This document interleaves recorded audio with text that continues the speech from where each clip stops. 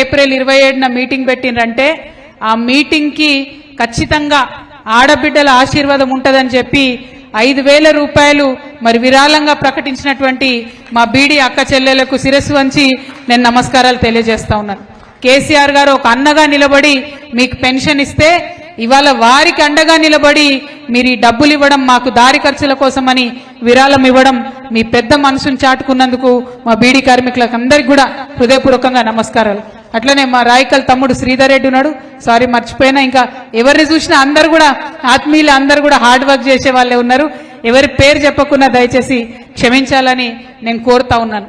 ఇవాళ మీ అందరికీ తెలుసు 27వ తారీఖు అంటే దేవేందర్ నాయక్ గారు ఫస్టే చెప్పిండ్రు, మాకు అలవాటైన ముచ్చట్నే 27 ఏప్రిల్ అనగానే అందరు బయలుదేరుతూనే ఉంటారు, కండువాలు సరి చేసుకుంటా మీటింగ్కి పోవాలని బయలుదేరుతూనే ఉంటారు.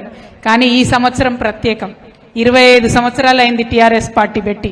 25 సంవత్సరాల పండగ, రజతోత్సవం పండగ అంటే ఓన్లీ మన పండగ గులాబీ పార్టీ కండువ కాదు. ఇది ఎవరి పండగ? ఇది తెలంగాణ ప్రజల పండుగ. ఎవరి కోసం పుట్టింది ఈ పార్టీ? తెలంగాణ ప్రజల ఆత్మగౌరవాన్ని చాటడానికి పుట్టినటువంటి పార్టీ. నిజంగా ఒక్కసారి ఆలోచించాలి, 2001లో కేసీఆర్ గారు ఈ పార్టీ పెట్టి ఉండకపోతే మనందరినీ కూడా తెలుగోళ్ళు అనేటోళ్ళు కానీ తెలంగాణ వాళ్ళని మాత్రం అనేవాళ్ళు కాదు. తెలంగాణ వాళ్ళు అనేటటువంటి ప్రత్యేక గుర్తింపుని తీసుకొచ్చి తెలంగాణ రాష్ట్రాన్ని అష్ట కష్టాలు పడి సాధించి భారతదేశం యొక్క చిత్రపటాన్ని మొత్తం మార్చినటువంటి గొప్ప నాయకుడు కేసీఆర్ గారు. మరి వారు పెట్టినటువంటి పార్టీ ఇవాళ 25 ఏళ్ళు అవుతుందంటే అది కేవలం బీఆర్ఎస్ పార్టీ చరిత్ర కాదు, తెలంగాణ ప్రజల చరిత్ర, తెలంగాణ ప్రజల పోరాట చరిత్ర. ఎందుకంటే అవమానపడ్డం. ఒక్కసారి యాద్ చేసుకోండి, అంతకుముందు ఆంధ్ర పాలనలో ఉన్నప్పుడు తెలంగాణ యాసలో మాట్లాడినామా మనం? తెలంగాణ యాసలో మాట్లాడాలంటే ఇప్పటికి కూడా చెప్తారు నాకు, ఐటీ ఆఫీసులలో పనిచేసేటోళ్ళు, హైదరాబాద్లో ఉండేటోళ్ళు, మా ఆడబిడ్డలు బయట షాపుకు పోయినా, దుకాణానికి పోయినా, హోటల్కి పోయినా ఏమండి అని మాట్లాడాలి, మర్యాదగా మాట్లాడాలి. అంతేగాని తెలంగాణ వాళ్ళు మాట్లాడుకున్నట్టు మన యాస మాట్లాడే పరిస్థితి లేకుండే. 2001లో కేసీఆర్ గారు మైకు వట్టి తెలంగాణ యాసలో మాట్లాడితే అప్పుడు వచ్చింది ధైర్యం అందరికీ. అప్పుడు గుండె నిండా ధైర్యం పెంచుకొని మన భాష, మన యాస, మన పండుగ, మన పాట అని చెప్పి పిడికిలెత్తి ఉద్యమించినాం. మీరు గమనించాలి, 2001 నుంచి ఇప్పటి వరకు ఎన్నో అవమానాలు, ఎన్నో అవాంతరాలు, ఎన్నో కష్టాలు. ఇదే కాంగ్రెస్ పార్టీ 2004లో మనతో జట్టు కట్టింది. అన్న రమణన్న గారు చెప్పిండ్రు, ఇక్కడ జీవన్ రెడ్డి గారు గెలిచిండ్రంటే అప్పటికే చచ్చిన పీనుగులాగా పడి ఉండే కాంగ్రెస్ పార్టీ, దేశవ్యాప్తంగా జీర్ణ స్థితికి పోయిండే కాంగ్రెస్ పార్టీ. కానీ ఆనాడు గులాం నబీ ఆజాద్ గారు కేసీఆర్ గారి ఇంటికి వచ్చి ఈ కండువాతో పొత్తు పెట్టుకుంటే రాష్ట్రంలో, దేశంలో అధికారంలోకి ఆనాడు వచ్చింది కాంగ్రెస్ పార్టీ. అప్పుడు ఏం మాట ఇచ్చిర్రు 2004లో? ఇగో 2004లో మనం అధికారంలోకి రాగానే కామన్ మినిమం ప్రోగ్రాంలో పెడుతున్నాం, వెంటనే రాష్ట్రం ఇస్తామని చెప్పిండ్రు. కానీ ఇయ్యలే. ఎప్పుడు ఇచ్చిర్రు? 2004లో ఇస్తామన్నది కొట్లాడంగా అరిగోసవడంగా కేసీఆర్ గారు నా శవయాత్రనో తెలంగాణ జైత్రయాత్రనో అని దీక్షకు పోతే దిగి వచ్చి అప్పుడు ఇచ్చిండ్రు తెలంగాణ. ఉట్టిగా ఇయ్యలే.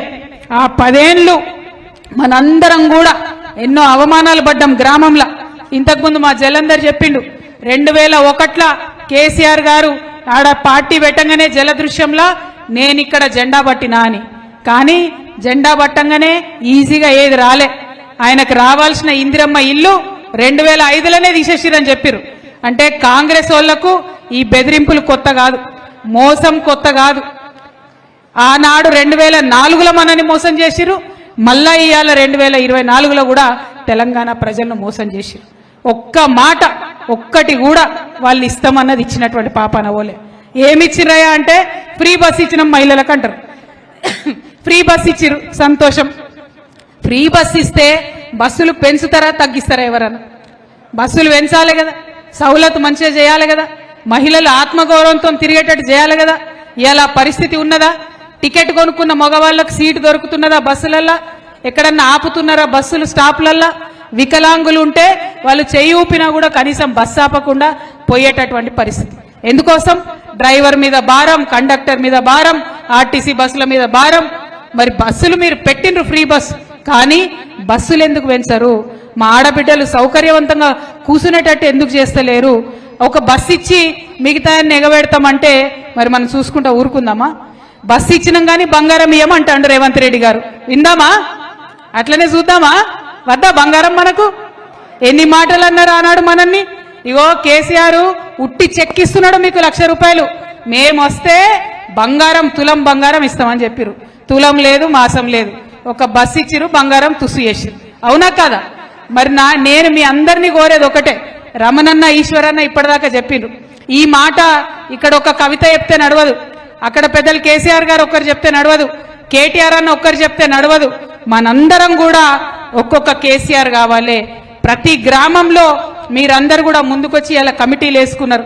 తమ్ముడు రాయకల్ మల్లేష్ మాట్లాడుకుంటే చెప్పిండు, అక్క 32 గ్రామాలు ఉంటే 31 గ్రామాలలో మేము కమిటీలు వేసుకున్నామని చెప్పారు, జెండా ఎగరేస్తున్నామని చెప్పిండు. అట్లనే ప్రతి గ్రామంలో కూడా ఈ పార్టీలు చేస్తున్న మోసాన్ని దయచేసి ఎండగట్టాలి. అది ఒక్క కాంగ్రెస్ అనే కాదు, మన బీజేపీ కూడా అదే పరిస్థితి ఉన్నది. పసుపు బోర్డు తెచ్చినామన్నారు. ఇవాళ ఒక్క విషయం దయచేసి ఆలోచించండి. పసుపు బోర్డు వస్తే పార్లమెంట్లో పెట్టలే, దాన్ని చట్టం చేయలే, డైరెక్ట్ ఒక గెజెట్ ఇచ్చిరు, పసుపు బోర్డు ఇచ్చినామని చెప్పారు. దాంతో ఇప్పుడు ఏమైతుంది? ఒక్కటంటే ₹1 కూడా పసుపు బోర్డుకి రాలేదు. మొన్న పసుపు ధర పడ్డది. అంతకుముందు బండి సంజయ్ గారు ఏం చెప్పారు? ఈ పసుపు బోర్డు ఇనాగ్రేషన్ చేసేటప్పుడు ధర ఎప్పుడన్నా పడిపోతే కేంద్రం నుంచి డబ్బులు ఇస్తాం, ధర పడకుండా చూస్తామన్నారు. జరిగిందా? చూసినాం కదా, మన ముంగట్నే ఈ సీజన్లో జరిగింది. కానీ ఎన్నడూ కూడా అంటే ప్రతి ఒక్కటి అబద్ధమే. ఆనాడు మోడీ గారు మొదలుపెట్టిరు 2 కోట్ల ఉద్యోగాలు ఇస్తామని, ఇప్పటి వరకు ఇచ్చిన దాఖలాలు లేదు. 15 లక్షలు ప్రతి ఒక్కరికి వేస్తామన్నారు, ఇప్పటి వరకు ఇచ్చిన దాఖలాలు లేవు. ఏమైంది ఎంపీ గారు? మరి పసుపు బోర్డుకు చట్టబద్ధత లేదు, ఇస్తామన్న ఉద్యోగాలు దిక్కులేవు, వస్తాయన్న 15 లక్షలు ఎవరికి రాలేదు అని అడిగితే ఏమంటాడు అరవింద్ గారు? ప్రెస్ మీట్ పెట్టాలా, పిచ్చి మాటలు మాట్లాడాలి. అంతకు మించి ఎప్పుడు కూడా ఒక పనికొచ్చే మాట కానీ ఎప్పుడు కూడా ప్రజల కోసం మాట్లాడినటువంటి దాఖలా పోలే. ఒక్కసారి దయచేసి మా కార్యకర్తలు ఆలోచించాలి. ఆలోచించడం కాదు, ఈ విషయం గ్రామాన దయచేసి చర్చ పెట్టాలి. మన తెలంగాణలో ఇవాళ 8 మంది బీజేపీ ఎంపీలు ఉన్నారు, 8 మంది కాంగ్రెస్ ఎంపీలు ఉన్నారు. మొన్న బడ్జెట్ పెట్టిన కేంద్ర ప్రభుత్వంలో ₹8 కూడా ఇవ్వలే తెలంగాణకు. 8 అంటే ₹8 కూడా ఇవ్వలే. 8 + 8 పెద్ద గుండు సున్నా ఇచ్చారు. అంతకు మించి ఏమి ఇవ్వలే. ఒక్క అరవింద్ మాట్లాడాడు, ఒక్క బండి సంజయ్ గారు మాట్లాడాడు, ఒక్క కాంగ్రెస్ ఎంపీ కూడా మాట్లాడాడు. మరి ఇవాళ తెలంగాణ ప్రజలు ఒక్కసారి దయచేసి ముఖ్యంగా జగిత్యాల బిడ్డలు ఆలోచన చేయాలి. ఎందుకోసం వేసినట్టు వాళ్ళ ఓట్లు? మన సమస్య అక్కడ మాట్లాడరు, మన సమస్య గురించి పట్టించుకోరు. ఎవరి కోసం వేస్తున్నట్టు ఓట్లు? మనం నిజంగా ఈ గులాబీ కండువ కప్పుకున్న వాళ్ళం తెలంగాణను రక్షించుకోవాలి, తెలంగాణను కాపాడుకోవాలి. తెలంగాణ ప్రజలు బాగుంటేనే మనం బాగుంటాం. తెచ్చుకున్నదే ప్రజల కోసం. ఆ ప్రజలు మరి పార్టీలు చెప్పేటటువంటి మాయమాటలు నమ్మకుండా మనం గట్టిగా ప్రతి ఒక్కరి దగ్గరికి పోవాలి. ఈ విషయాలన్నీ కూడా దయచేసి చెప్పాలి. ఇవాళ మనం పార్టీ బాధ్యత తీసుకున్నామంటే ఏం జరుగుతుంది? ప్రతి ఒక్కరికి కూడా ముఖ్యంగా యూత్కి వాళ్ళ ఉద్యోగాల కోసం కృషి చేస్తుంది. వాళ్ళని దగ్గర తీసుకోవాల్సినటువంటి అవసరం ఉన్నది. నిజంగా నేను ఈ జగిత్యాల్లో చెప్తా ఉన్నా, 2014లో సంజయ్ అన్న ఓడిపోయింది. 2018లో ఆ రోజు పెద్ద ఎత్తున యువకులు ముందుకు కదిలింది కాబట్టి, యూత్ ఆశీర్వదించారు కాబట్టే జగిత్యాల్లో 2018లో మనం గెలిచాం. మళ్ళీ 2023లో వాళ్ళు కొద్దిగా ఇబ్బంది పడ్డారు, మాకు ఇబ్బంది అవుతుంది అన్నారు. అప్పుడు సురేష్ నాయకత్వంలో ప్రతి మండలంలో శ్రీధర్ రెడ్డి ఇట్లా ప్రతి ఒక్కరం ప్రతి మండలంలో తిరిగి మరి బీఆర్ఎస్ ఏం చేసిందో చెప్పినాం, ఎక్స్ప్లెయిన్ చేసినాం, ఎన్ని ఉద్యోగాలు ఇచ్చినామో చెప్పినాం, అన్ని చెప్పి వారిని దగ్గర తీసుకున్నాం. ఇప్పుడు 23 గెలుపులో మా మహిళలు కూడా చాలా పెద్ద పాత్ర పోషించారు. వారికి నిజంగా మనస్ఫూర్తిగా ధన్యవాదాలు తెలియజేస్తున్నా. మా మైనారిటీ సోదరులు ఖచ్చితంగా ఆశీర్వాదం మీకే ఉంటామని చెప్పి వారు సంజయ్ అన్నకు ఆశీర్వాదం ఇచ్చారు. మీ అందరు చేయడంతో ఇవాళ గెలిచినాం. సో నా రిక్వెస్ట్ మీ అందరితో ఒకటే, ప్రతి గ్రామ కమిటీలో ఖచ్చితంగా మైనారిటీ సోదరులకు జాగా ఉండాలి, మైనారిటీ క్రిస్టియన్లకు ప్లేస్ ఉండాలి, అదేవిధంగా ఎస్సీలకు, ఎస్టీలకు, బీసీలకు అందరికీ సమ ప్రాధాన్యత ఉండాలి. మహిళలు వాళ్ళ మండలానికి మన అధ్యక్షులు ఉన్నారు, మహిళలకు దాదాపు ప్రతి మండలానికి కూడా మహిళా అధ్యక్షులు ఉన్నారు.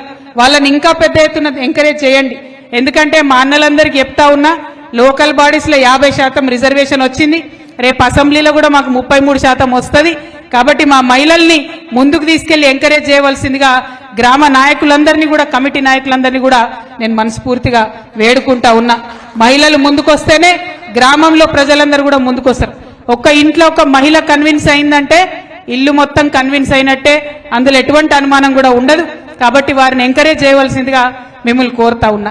ఇంకొక మాట మా అన్నలందరూ అన్నారు, పోయినోళ్ళు పోయినరు, పోయేటోళ్ళు మళ్ళా వస్తారంటే ఎట్లా అని.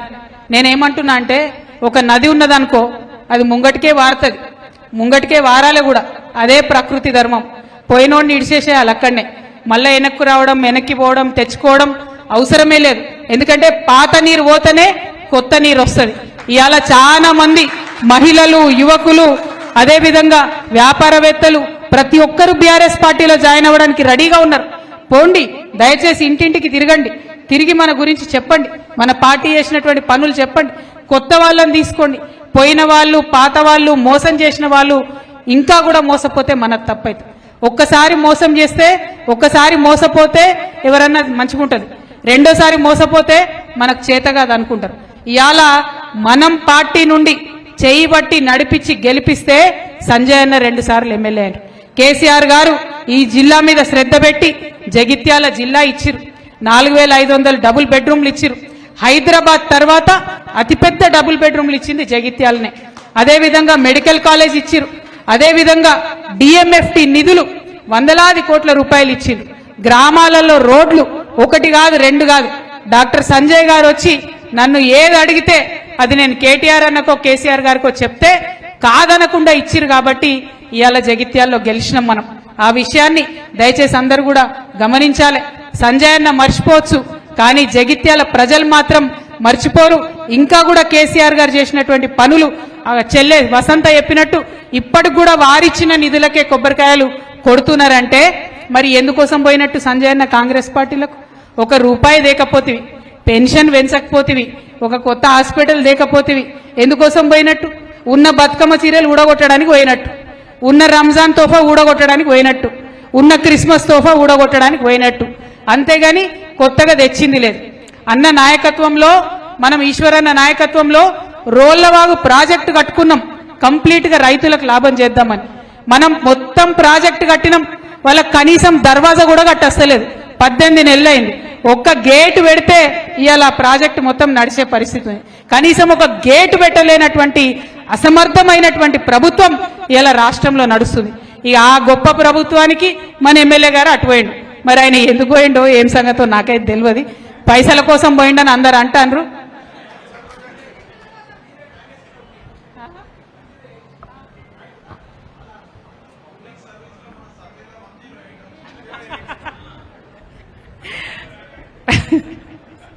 ఇక నేను ఏం చెప్పాలి, 1 కాదు 2 కాదు. ఆయన పబ్లిక్ మీద కన్సర్న్ ఉంటే పార్టీ మారాడు. ఫస్ట్ ఆఫ్ ఆల్ పబ్లిక్ మీద కన్సర్న్ లేకుండానే పార్టీ మారిండు. అయితే మొత్తం ఎమ్మెల్యేలు మొన్న పట్టిక వచ్చిందట, ర్యాంకింగ్ ఎవరు ఎట్లా పనిచేస్తురని. ఉన్నది ఎంతమంది ఎమ్మెల్యేలు మనకు తెలంగాణలో? అంతేనా? 119 మంది ఎమ్మెల్యేలు ఉన్నారు. అందులో మన గొప్ప జగిత్యాల ఎమ్మెల్యే గారికి వచ్చిన ర్యాంకు 108. 119 మందిలో 108వ ర్యాంక్ వచ్చింది. అంటే అంత గొప్పగా పనిచేస్తున్నాడు సంజయ్ గారు. మరి ఈ గొప్ప పని చేయడానికి అక్కడికి పోవడం ఎందుకు అన్నది ఎవరికి అర్థమైతే లేదు. అట్లనే అసెంబ్లీలో నోరు విప్పింది లేదు, ఒక్క మాట మాట్లాడింది లేదు. మీరందరూ ఇంకొక ముచ్చట గమనించినో లేదో, ఏమైంది? నేను మొన్న టీవీ చూస్తున్నేదో, టీవీలో ఫోన్లో చూస్తుంటే ఈ మన సంజయ్ ఎమ్మెల్యే గారు, మన అరవింద్ ఎంపీ గారు ఢిల్లీలో కనబడ్డారు. నాకు కన్ఫ్యూజన్ అయింది, సంజయ్ అన్న బీజేపీలో ఏరిండా కాంగ్రెస్లో ఏరిండా అని. మీకేమైనా అర్థమవుతుందా ఏ పార్టీలో ఉన్నాడు? నాకైతే అర్థమైతే లేదు, ఆయనకు కూడా అర్థమైతే లేనట్టున్నది. కాబట్టి ప్రజలకు కూడా కన్ఫ్యూజనే ఉన్నది. ఈయన ఒకసారి బీజేపీ ఎంపీతో కనబడతాడు, ఇంకోసారి కాంగ్రెస్ ముఖ్యమంత్రితో కనబడతాడు. అంత కన్ఫ్యూజన్ గందరగోళం ఉన్నది. సరే, ఆయన ఏ పార్టీలో ఉండని, కానీ జగిత్యాలకు రావాల్సినటువంటి నిధులు, జగిత్యాలకు జరగాల్సినటువంటి అభివృద్ధి, జగిత్యాల ప్రజలకు రావాల్సినటువంటి పథకాలు ఇవి తీసుకురాకపోవడం మాత్రం చాలా దారుణం. అవి తీసుకొని రావాలని చెప్పి ఎమ్మెల్యే సంజయ్ గారిని నేను డిమాండ్ చేస్తా ఉన్నాను. ఇంకొక మాట, మన గ్రామాలకు సంజయ్ అన్న ఎక్కడికి వచ్చినా కూడా, ఎందుకంటే ఆయన ఏ పార్టీలు ఉన్నాడో, బీఆర్ఎస్ ఎమ్మెల్యేనైతే కాదు, ఏ పార్టీలు ఉన్నాడో తెలియదు. వస్తే మాత్రం బాజాప్తా నిలదీయాలి. 2500 రూపాయలు ఎప్పుడు ఇస్తావని అడగాలి ఖచ్చితంగా. తులం బంగారం ఎప్పుడు ఇస్తావని అడగాలి ఖచ్చితంగా. నిరుద్యోగ భృతి ఎప్పుడు ఇస్తావని అడగాలి ఖచ్చితంగా. సంవత్సరానికి 2 లక్షల ఉద్యోగాలు ఇస్తామని యువతకు చెప్పిరు. అవి ఎప్పుడు ఇస్తారని అడగాలి ఖచ్చితంగా. రోళ్లవాగు నుంచి నీళ్ళు ఎప్పుడు ఇస్తామని అడగాలి ఖచ్చితంగా. ఇవాళ మా రైతన్నలు ఉన్నారు ఇక్కడ. ఎంత ఘోరం, ఎంత గోస అంటే కేసీఆర్ గారు వరద కాలువను ఒక జీవనదిలాగా ఉంచారు. సంవత్సరం పొడుగున వరద కాలువల నీళ్లు నిల్వ ఉంచుతుండే కేసీఆర్ గారు. ఉంచడం వల్ల ఈ గత 10 ఏళ్లు కేసీఆర్ గారు ఉన్నప్పుడు తాగునీటికి ఇబ్బంది లేదు, సాగునీటికి ఇబ్బంది లేదు. ఇవాళ వరద కాలువలో నీటి లెవెల్ పడిపోవడంతో వరద కాలువ ఎగువ ప్రాంతంలో ఉన్నటువంటి రైతులు, అది మల్యాల కావచ్చు, కతలాపూర్ కావచ్చు, మా మెట్పల్లి కావచ్చు, ఈ అందరు రైతులకు కూడా చాలా ఘోరమైన ఇబ్బంది ఉంది. కేసీఆర్ గారు నాకు బాగా గుర్తు, ఆనాడు ఒక మాట చెప్పారు, వరద కాలువ నీళ్లుంటే రైతులు పెట్టుకునే ఆ మోటార్లు మీకేం పోతుంది అని కరెంట్ వాళ్ళందరికి చెప్పిరు. మీరు డిస్టర్బ్ చేయొద్దు, వాళ్ళకు మీటర్లకు ఛార్జీలు అడగొద్దు, వాళ్ళు పెట్టుకోనని. ఇవాళ మళ్ళా పాత కాంగ్రెస్ జమానా వచ్చింది, తెలంగాణ రాకముందున్న జమానా. ఏంటిది? రైతులు పోయి కాలువల మీద మోటార్ పెట్టుకుంటే మోటార్ల కనెక్షన్లు వీకేస్తున్నటువంటి పరిస్థితి. అటువంటి పరిస్థితి ఉండొద్దని 10 ఏళ్లు కేసీఆర్ గారు తపన పడ్డారు. ఇవాళ మళ్ళీ అదే వాపసు వచ్చిన పరిస్థితి. రైతు బంధు వేసినామంటారు, 60% మందికి ఇంకా రానేలేదు. రుణమాఫీ చేసినామంటారు, 50% మందికి ఇంకా కానేలేదు. ఈ విషయాలన్నీ మనకు తెలుసు, ఇక్కడ ఉన్నటువంటి నాయకులకు తెలుసు. నా రిక్వెస్ట్ ఏంటంటే ప్రజలకు చెప్పేటటువంటి బాధ్యత ఇగో ఈ కండువా వేసుకొని కమిటీలలో ఉన్నటువంటి మనందరి మీద ఉన్నది. కాబట్టి గ్రామానికి దయచేసి కాంగ్రెస్ పార్టీ చేస్తున్నటువంటి మోసాన్ని తెలియజేయవలసిందిగా నేను మిమ్మల్ని అందరినీ కూడా కోరుతా ఉన్నాను. అట్లానే మరి అలా 27వ తారీఖు నాడు మనందరం కూడా సభకు తరలి వెళ్ళడానికి సెంట్రల్ పార్టీ నుంచి ఆర్టీసీ బస్సులన్నీ కూడా మనం బాజాప్తా బుక్ చేసుకున్నాం. అట్లనే దావా వసంత సురేష్ గారికి మన అన్న రమణన్న విద్యాసాగర్ రావు గారి నాయకత్వంలో మరి పార్టీ నుండి 25 లక్షల రూపాయల చెక్కు కూడా ఇవ్వడం జరిగింది. ఆ చెక్కు ద్వారా బాజాప్తాగా ప్రైవేట్ బస్సులు, వెహికల్లు, మనదొక రాజకీయ పార్టీ, ఇది మన కుటుంబ సమావేశం, మన వార్షికోత్సవ సమావేశం కాబట్టి పెట్టుకుంటున్నటువంటి ఆ సమాజానికి అందరూ కూడా వసతులు కల్పించడానికి ఆర్థిక వనరులను కూడా మంచిగా సమకూర్చుకోవడం జరిగింది.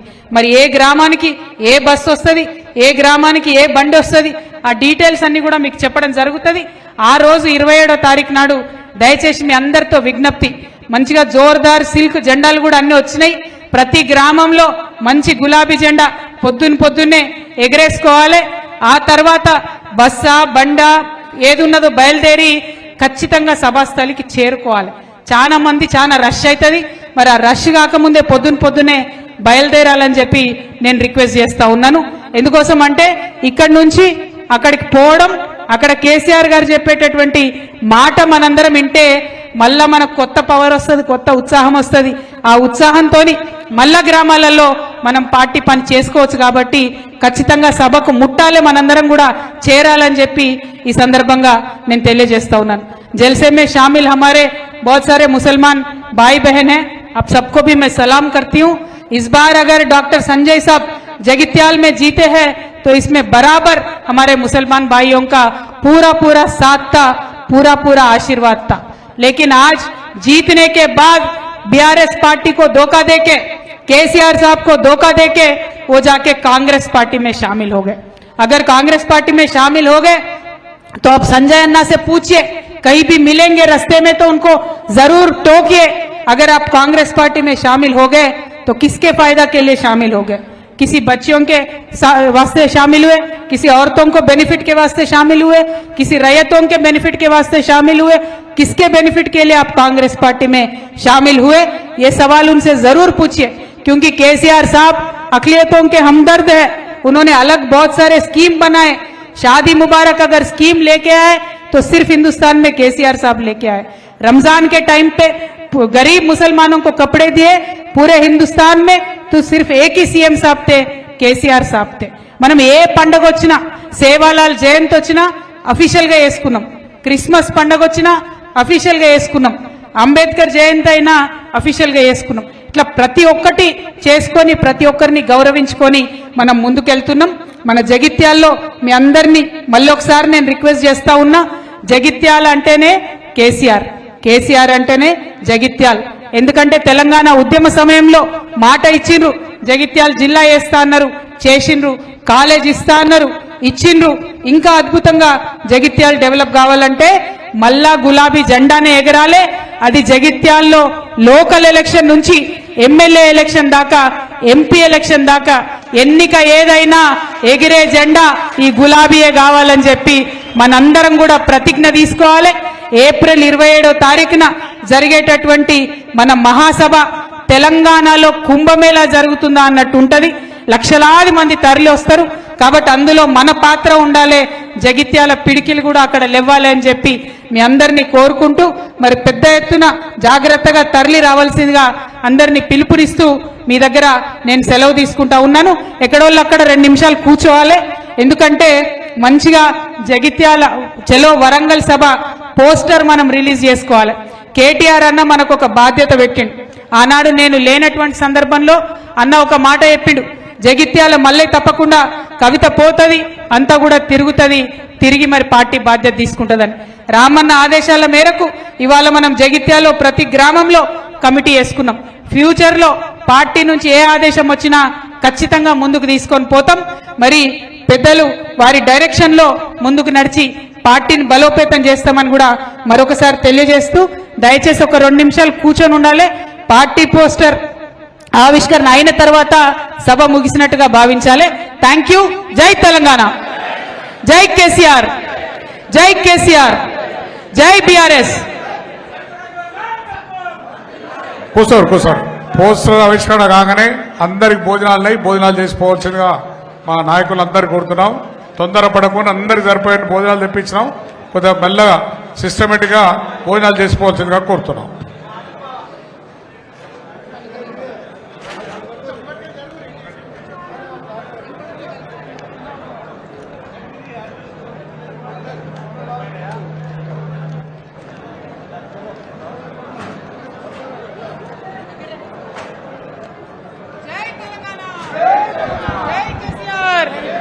జై బీఆర్ఎస్, కేసీఆర్ గారి నాయకత్వం.